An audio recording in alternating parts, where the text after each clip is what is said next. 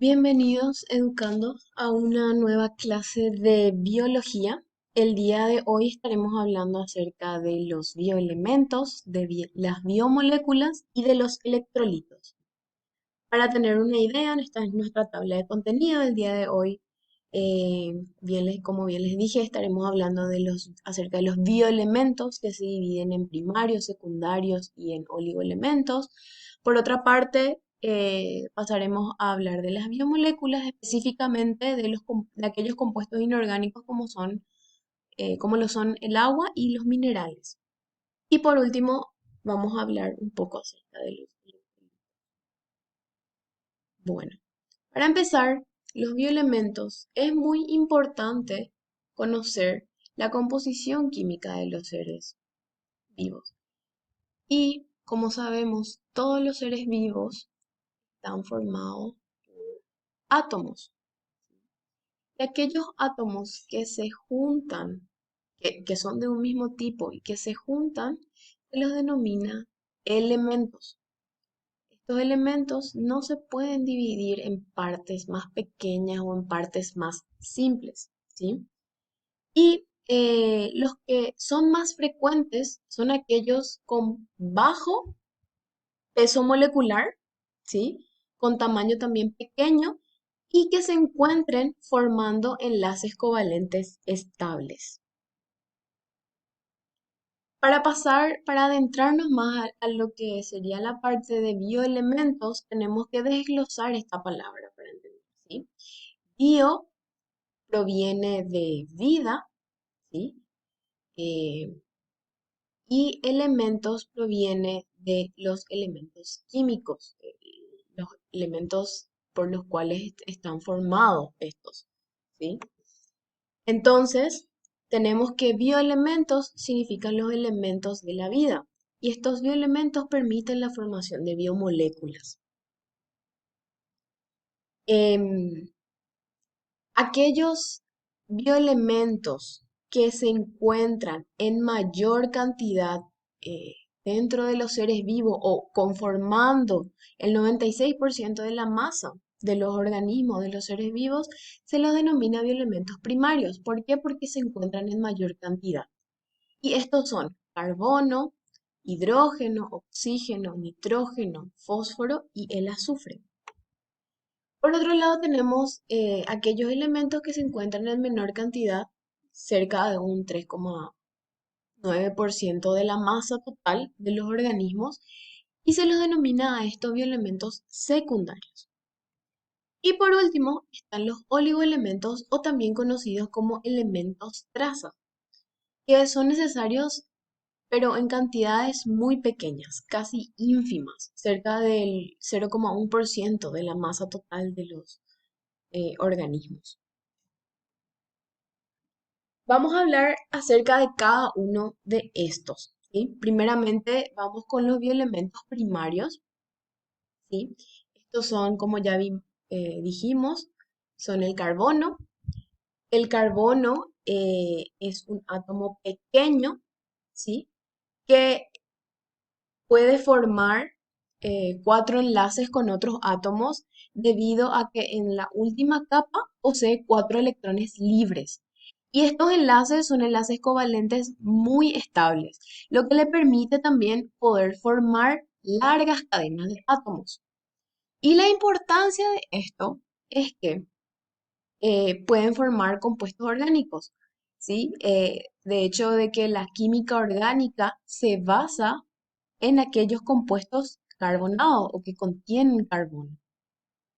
Por otra parte tenemos al hidrógeno. El hidrógeno también es un elemento pequeño, pero a diferencia del carbono es muy reactivo, ¿sí? Forma enlaces o puentes covalentes y es el elemento más abundante en el universo, ¿sí? El oxígeno es de bajo peso molecular. Es pequeño, pero muy reactivo, ¿sí? Sabemos que posee 6 electrones libres en su última capa, lo cual le confiere una alta afinidad electrónica. También el oxígeno es muy necesario para la respiración celular Y junto con el hidrógeno, ambos son componentes del agua, ¿sí? El nitrógeno es el elemento más abundante en la mezcla de gases que forma la atmósfera. Y en los suelos se encuentran como, podemos encontrar como formando nitratos, ¿sí? Es un importante componente para los aminoácidos, que son las unidades más pequeñas de las proteínas, los ácidos nucleicos, y en las plantas también es un componente de la clorofila. El fósforo tiene una gran importancia en la estructura del ADN y el ARN, ¿sí? También forma parte del ATP o el adenosintrifosfato, que es la molécula energética de la célula. Es decir, la célula necesita de energía para poder trabajar y esa energía se obtiene en forma o como forma de ATP. Constituye también parte de los fosfatos de calcio y de magnesio, ¿sí? Que son muy importantes para la formación de huesos, de dientes y del esqueleto y conchas también de muchos seres vivos. Forma parte de los fosfolípidos de la membrana celular y también ayuda a mantener un equilibrio en el pH de la célula y en el medio interno general. Por último, tenemos al azufre, que tiene una gran importancia debido a que forma parte de la estructura de algunos aminoácidos, como por ejemplo lo son la metionina y la cisteína. Muy bien. Siguiendo, pasamos a los elementos secundarios, a los bioelementos secundarios, y estos son, por ejemplo, el calcio. El calcio, como bien sabemos, es componente de huesos y también de dientes. Es muy importante para la contracción muscular, para la conducción de impulsos nerviosos y la coagulación sanguínea. Y también está asociado con la pared celular de las plantas. El calcio es muy importante para determinar que haya alguna actividad dentro de la célula o no. Es decir, si hay una concentración de calcio dentro de la célula, entonces esa célula está trabajando, está funcionando. El potasio es el principal catión intracelular, es decir, se encuentra ahí en gran cantidad dentro de la célula. Es importante en la función nerviosa y también en la contracción muscular. Controla la apertura de estomas en las plantas y junto con el sodio, ¿sí? Forman la bomba de sodio y potasio. Esta bomba de sodio y potasio lo que hace es utilizar el ATP, la moneda energética, para poder expulsar de la célula iones de sodio y dejar ingresar iones de potasio. Esto para mantener, ¿sí? un, un potencial de membrana.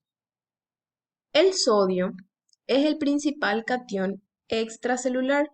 ¿Qué quiere decir esto? Que se encuentra en gran cantidad fuera de la célula. Como bien dijimos, junto con el sodio forman la bomba de sodio y potasio.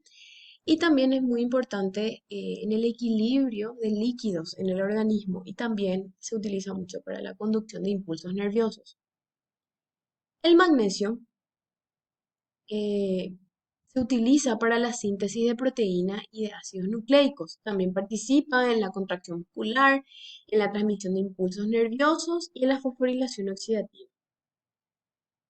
Por otro lado, el cloro es el principal anión en el líquido intersticial de animales, es decir, se encuentra mucho fuera de la célula. También influye mucho en el potencial de membrana, en el potencial eléctrico y en la permeabilidad de la célula. El hierro es el principal componente de la hemoglobina y esto es muy importante porque la hemoglobina se encarga de transportar oxígeno a todo el organismo, ¿sí?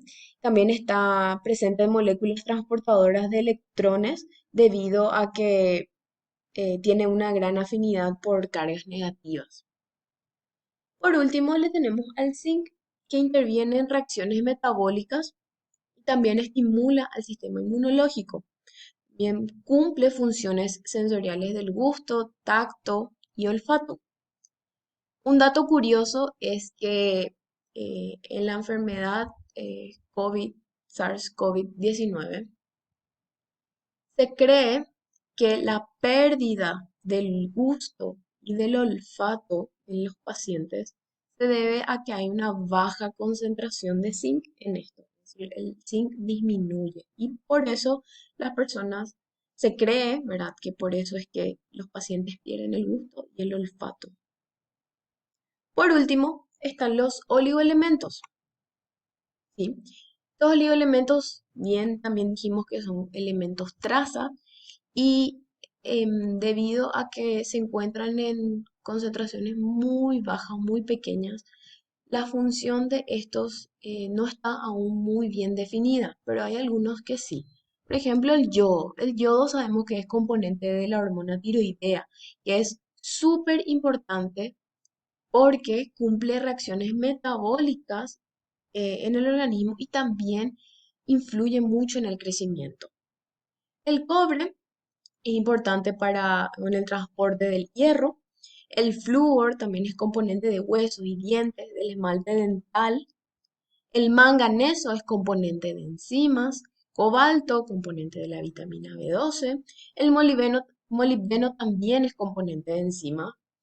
El selenio también es el componente de una enzima que se llama glutatión peroxidasa, que lo que hace es proteger al organismo a través de reacciones de oxidación.